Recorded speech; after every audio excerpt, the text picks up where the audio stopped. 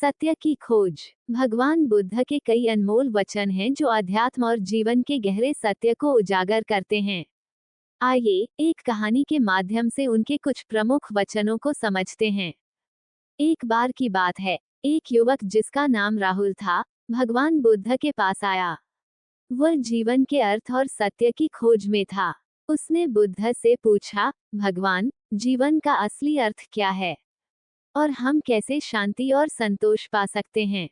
बुद्ध का उत्तर। बुद्ध ने मुस्कुराते हुए कहा, राहुल, जीवन का असली अर्थ सत्य की खोज में है। सत्य को जानने के लिए हमें अपने मन को शांत और स्थिर रखना होगा। उन्होंने आगे कहा, 3 चीजें कभी भी छुपी नहीं रह सकती, सूर्य, चंद्रमा और सत्य। प्रेम और करुणा। बुद्ध ने राहुल को प्रेम और करुणा का महत्व समझाया। उन्होंने कहा, घृणा को घृणा से नहीं, बल्कि प्रेम से ही समाप्त किया जा सकता है। यह एक प्राकृतिक सत्य है। उन्होंने ये भी कहा, जो बीत गया उसमें नहीं उलझना चाहिए और ना ही भविष्य को लेकर चिंतित रहना चाहिए। हमें वर्तमान में ही जीना चाहिए। यही खुशी से जीने का रास्ता है।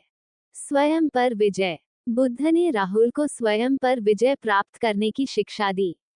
उन्होंने कहा, जीवन में हजारों लड़ाइयां जीतने से अच्छा है कि तुम स्वयं पर विजय प्राप्त कर लो। फिर जीत हमेशा तुम्हारी होगी, इसे तुमसे कोई नहीं छीन सकता। संतोष और स्वास्थ्य। बुद्ध ने संतोष और स्वास्थ्य का महत्व भी बताया।